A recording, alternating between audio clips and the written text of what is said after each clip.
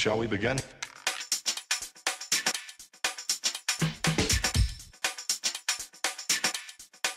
Let's begin now. Ladies and gentlemen, welcome to Asked and Answered fortnightly Q&A with D1 DLC. I am Brad, he is Jake, that is Jordo. Hey. Hello. Still video games. So these questions have come from the fantastic YouTube subscribers, Twitter followers, and Facebook fans. If you're watching this on YouTube, you can see us live every second Sunday on Facebook, where we have a relatively good time. I mean, it's okay. Yeah. Well, we haven't got any shot today, which sort of... I don't know why there isn't a shot glass next to mine. Sorry. Disappointed, let down, hurt. Indeed. Well, shall we kick straight into the first question? Yeah. Yes. Yes. All right. Excellent. This first question comes from Loren. And in murder mystery games or games where the bad guy is a mystery, do you think it's a bad idea to have the bad guy on the cover of the game? So just to clarify, I think this has got something to do with Persona 5. Oh, right. Which everyone seems to be playing now. Yeah. Except people that have good taste in games. Yeah, so the short answer is I don't really care. Yeah. I don't think they have to be in the cover. I don't think they don't have to be in the cover. What I don't like is in any sort of mystery thing at all, movie or whatever, that you find out at the end, like who it was, and it's a character no one's ever heard of. Yeah. Like, yeah, fair call. Yeah, you've got to have a chance to figure out who it is. You can't just be like, all of a sudden it's the person from Ballarat.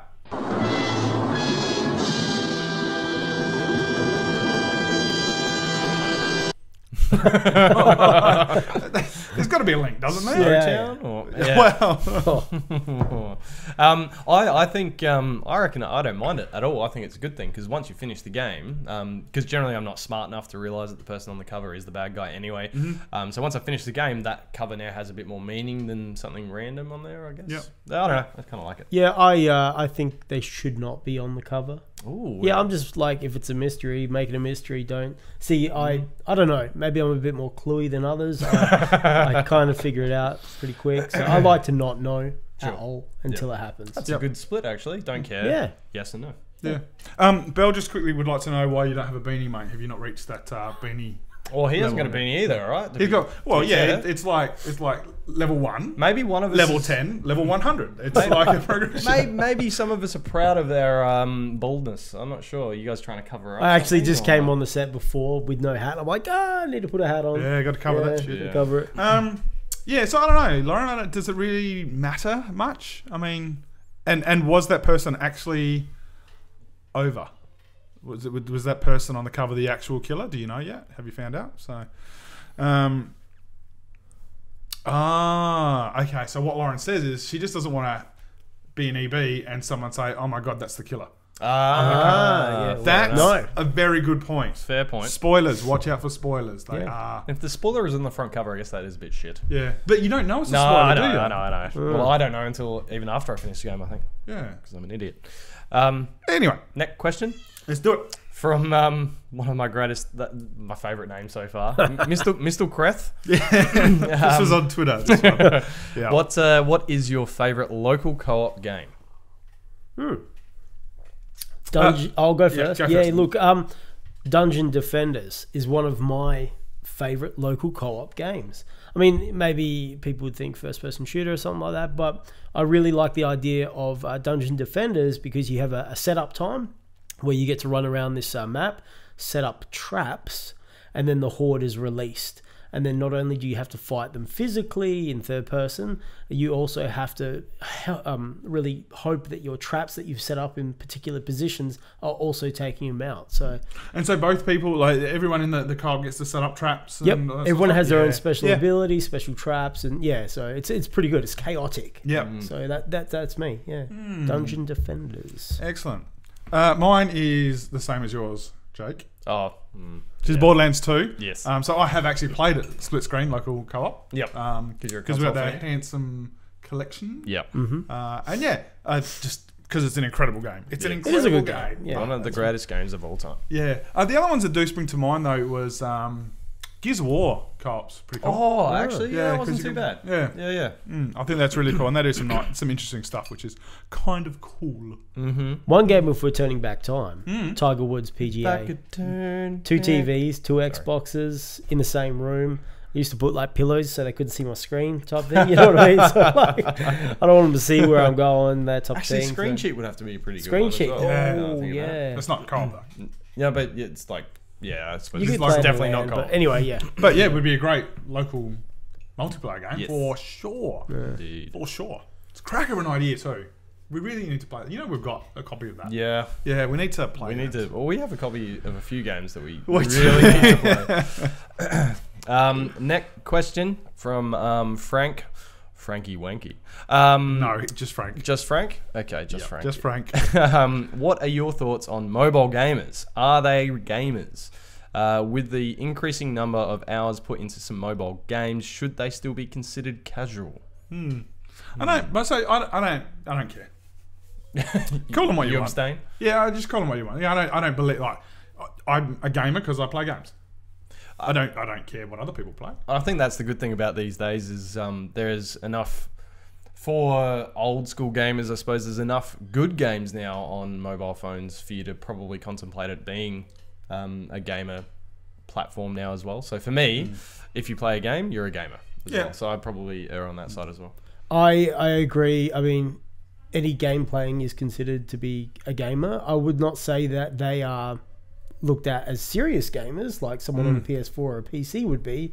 I think they're just time fillers, you know, They do waste a lot of time and Yeah. money as well. Yeah, especially yeah. with the Microtransactions. Well, there's a in-game market there. transactions. Yep. Yeah, I know why it's someone so- that Clash of Clans spent probably $400-500 Yeah. on crystals. Yeah, so Wow. but Did it play doesn't. that game. Yeah, crazy. Yeah, and it's funny too. I have no interest in gaming on a mobile platform. Like the amount of hours I have played of Hearthstone is ludicrous. I played so much of this game, and it's on my mobile phone, and I reckon I've played maybe 2% of that on my mobile phone. Yep. I don't want to play it on that Yeah. platform. I want to sit down on at a PC or a big screen. I don't know why, but obviously it's a game I love. It works fantastic on mobiles. It's just not a platform that I enjoy. Yep. So How do you kill time on the commode though? I read. You what? Yeah. What's Like reading? words. I don't understand. Word, like so, that when you string lots of words together, you can form a sentence. No, you lost me at words. Don't know.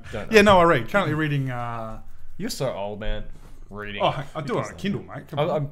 I'm surprised you don't have your Pixel read it to you. Last Oh, I book, should lovely do accent. that. last book I read was Grug. You still trying to finish it? Hey, mate, Yeah. it's one of the classics. Yeah. Nice. Next question. Are we seeing a renaissance of Japanese developed games with releases such as Neo, Nier, Yakuza, and Final Fantasy? Has Japan finally started to get traction this generation after falling behind for the last generation? Yes. Yeah, they're huge want- now. Massive. Yeah. Massive. Yep. I haven't played any of those games, so I really have no major comment. But It is difficult to comment because they're not for any of us. I don't think They're really very our particular genre. That being said, I'm particularly keen to try a number of these games. Persona? Yeah. I'm interested to try that. Nier, I'm very keen to try that. I've got Final Fantasy at home to try, so I'm keen to. But there's just been such a glut of Yeah. Western games that I'm being super keen to play. That And most of these Japanese games are massive games as well. They're not small games. Yeah, They're going to yeah. take you, 50 to 100 hours sort of thing to really get through. So I just don't have that kind of time anymore. Does Zelda count as a Japanese game? Yeah, I guess it technically does. It's probably a westernized Japanese game. Maybe, I don't know. But it is obviously made by Nintendo. So. Funny story. Is At it work, really funny though? at work doing the retro day and had the Hyperdeck plugged in, which has 10,000 games. And on there, I was just flicking through the games, and this is on a big projector, 140 inch. And I'm thinking, oh, whatever, I'll just pick that game. Picked the game, turned around, walked away, looked back, and there was a... Boobies? Yeah, Japanese game Yes. that should not be on a big projector with other people At around. work. Yeah. What was the game? I can't even pronounce it. Oh, okay. So, yeah. But you'll show us after. Yes, absolutely. In slow motion. That's Good we should times. do. Maybe we should do a special on that, like the most sultry game. A booby Oh, special. yeah. Larry, Plenty Larry, of Leisure them. Suit Larry, Leisure Suit Larry, Leisure Suit Larry. I reckon it's hard to go past Dead or Alive. Leisure Suit Larry. Let's do it. Tell us what games have the best boobies in them. There's some Mass Effect games have some boobies in them. Oh, right. Yeah, latest Andromeda had some nice boobies in it. Really? Yeah. Oh, Yeah. nice. They were quality. Hopefully they're better animated than the facial expressions. You don't want depressing. Seen looking boobs. a 40-year-old version, like a bag of sand. You feel it, and it feels like a bag of sand when you're touching it. Bag of sand. Oh, Kelly Clarkson. Anyway, Yes. we digress. So we'll move on to another So question. the answer, I think, obviously, Okay. if we're talking about Japanese games, they're obviously making a push into Western culture. We Absolutely. significantly went on a serious really tangent then. Okay, so Brendan. Same, Brendan, because I replied saying I don't know if we're the right people to ask about this. So is this one So any you had better? to follow up. Okay, your thoughts on the heavy reliance on patches to fix or finish major parts of the game, i.e., Final Fantasy 15 or Mass Effect Andromeda? Excellent question. It is an excellent question. I think they're two poor examples, though, as well. I don't know about Final Fantasy, but Mass Effect had some serious updates that they threw in, didn't they? They put a gloss on the eyes. Is that it? Yeah, they made little tweaks. Okay. That you would, like quality of life improvements that you would expect. Yeah. I would think You know, a a better little- example would be Dishonored 2 on PC. Yeah. You Or know, Batman. Batman. Yeah. Like games that are coming out that are broken, and PC in particular faces. And I don't know what the Final Fantasy issues were either when it released, so I'm not sure what that's in reference to. But I think small little tweaks, I think that's fine. I do think that this is shit that should get picked up in playtesting. Probably a good example as well is No Man's Sky as well, I suppose, because Yeah. that had huge features that were left out of the game. Not Yep. necessarily game-breaking stuff, but stuff that was So I And, guess and I mean, I think that's a fantastic example because that was obviously released earlier than it should have been. Sure There's no was. doubt Yeah. about that. Yep.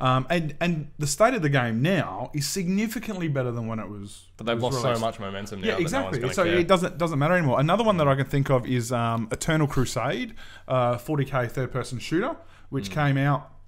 Was going to be free to play, then it went not free to play, then it had early access, then it was a full release game, and now it's gone full release free to play. It's been all over the shop. They've had no idea what they want to do with the pricing structure. The game came out as a full release game with half of the features. Like released and said, we're bringing these features. So it was in early access. Yeah. The game's now a full game. You can buy it. And you should because we're going to bring all these features in the first 6 months. No, that's still early access. Yeah. I wonder if It's not good enough. It's shit. Yeah. I wonder if the whole early access issue, and I'm going to call it an issue because I think it is. I think it is too. I wonder if that's desensitizing people to these level of AAA games that do get released, and then suddenly you have to have 600 million gigabyte patches and huge chunks of the game that aren't there. I wonder if that's a desensitization based on people getting used to early access, in particular on PC. I agree with you 100%. I think early access absolutely has a place for somewhere like Stranded Deep is a really good example. Yep.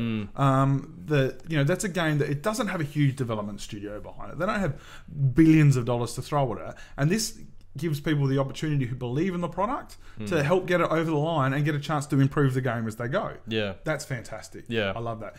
It's much like Kickstarter. Kickstarter used to be for one person in his basement making a game, and now you have companies using Kickstarter. That's not... Yeah. It takes away from the intended use. So, Correct. Does seem like a bit of a rip. And so I think you're 100% right, Jake. It's really just been... I am usually 100% right. Well, there was one time At band. down in camp. Why did we go to that? Anyway, next question from Matt. Are we done? We're moving on? I think so. Yeah, I think so. Yeah. Yep, lovely. It's a bit shit. Yeah, Don't yeah, release a game yeah. until it's made. Correct. Agree. Yep. Even under the early access. Anyway, never mind. Moving on. Matt asks, what is the best game that we've never played? This is an interesting one. You would have thought we would have put some more thought in prep time. Oh, I got an answer. Yeah. Zelda Breath of the Wild. Ooh. Uncharted 4. Ooh. Play both. Suck it. Although I haven't played a little known franchise called Mass Effect. Never played those. So supposedly alright. Can I tell you, I just I've been replaying Mass Effect. Just finished replaying Mass Effect 2, and I've started on Mass Effect 3. These games are so fucking good. Really? Oh, really? Oh my god. Still incredible. Yeah, next time Beck is around, ask her how I have been replaying this game. So I have Gushing. I've been an emotional wreck. Like I have been just because I know what's going to happen, Yeah. and I'm just God. I love these games There so you go. much. There you go. Oh, best game you never played, Mass Effect 2. Easy. Yeah, you can guarantee that for me. Absolutely. You played Portal 2? Portal 2 is the best game you've never played. I've played a bit of Portal 2. When I say a bit, like 5 minutes. That's about Portal it. 2 or Portal? I've played about an hour of Portal and about 15 minutes of Portal 2. I don't even know who you are. Jordo's sitting there quietly. I haven't played it. Do you think that full player choice can be or has already been implemented into a game? Telltale games seem to vary your story only slightly and give you that annoying illusion of choice. And Until Dawn had the butterfly effect, which more or less gave you the same experience only while cutting certain characters out after their deaths, etc. So is freedom of choice really there, or is it more of a facade and you get basically the same experience? I think I think that everything's locked in. It's all solid, and it's so hard because the algorithms and the paths in which are created by the devs, they have to have a beginning and an end, and it has to be defined. So it's going to be really hard, and hats off to the person who actually makes it feel like it's really your own choice. I think tend to agree most of the time it is probably a locked in experience most of the time. I think the way Telltale does it gives you a really nice nuance, like just slight variations that do change the way I feel about the game. The actual path is generally quite similar, but it does change the way I see other characters sometimes. So I think for me there's small changes that do have a bit of a bigger impact for me. In particular, Witcher 3, I think that was one that I did feel like there were serious repercussions for some of the choices I made, and there are some quite distinctive endings to the game that do give you a very different feeling. If you're going to keep playing after you've finished the main storyline, it does make the entire world feel either brighter or darker or a mix of the two. So I think there are, whilst it's not pivotal changes in its entirety as you finish a game, it does change the weight and the feeling I have for things within the world. Right. For me. That was my answer. No, I think that's perfect. I think just to talk about a little game, I don't know if you've heard of Mass Effect before, but when Mass Effect 3 at the ending of that, there was a huge outcry because people were so angry about the way that the game ended, because essentially it comes down to 3 choices and this is the end of the world.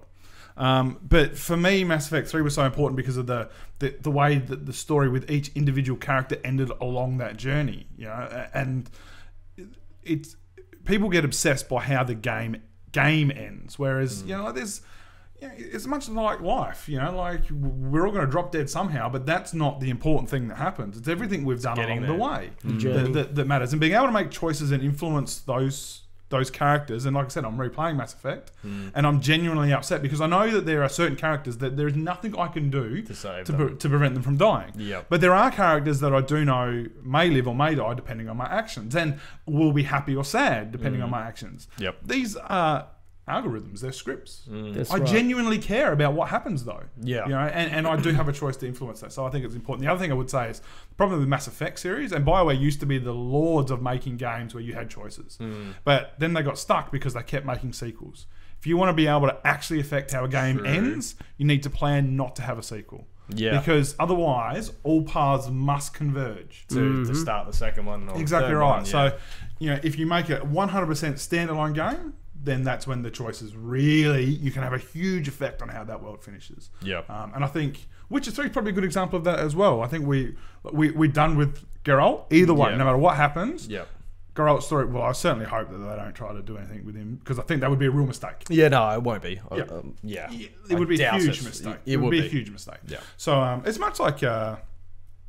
Which is what, knowing going into Witcher 3, knowing that the plan was that this is the last time you're going to be playing as Geralt as well, made the entire game, you savoured every moment a bit more, and I think that made it, more impactful. Yep. But yeah, I agree. It's much like Logan. For anyone who's seen the movie Logan, that's done. Yeah. Now, they might try to do something with him in the future. If they do, it will be a mistake because it will cheapen the movie that is Logan and the whole experience. So I think it's something similar to that. They need to they need to say, look, we're making this game. It's a one-off. We're not starting another new franchise and all that. Sorry. And BioWare, make shorter games. Seriously, Mass Effect 2 took me 20 hours to play, and I loved every second of it. Mass Effect Andromeda took me 50 hours to finish, and I loved about 20 hours of it. Yeah. Yeah. Just give me the 20 hours. Don't have to. Makes me sad. Yes. Lauren said that I had a good point. What's that? Dignified endings are very important. Yeah. I think that's my point. No, I'm taking it. Taking it. All right. That's all we've got. That's it. Yeah, I think That's a wrap. That's pretty much it. God, that time passes so quickly. It's 20 minutes. It does. Yeah. Your Done. company has been amazing. Yes. Facebook, thank you very much. Jordo, Like and subscribe if you haven't already. I'm Jordo. This is Jake, and that is Brad. We are D1 DLC, and your questions have been answered. Thank you very much.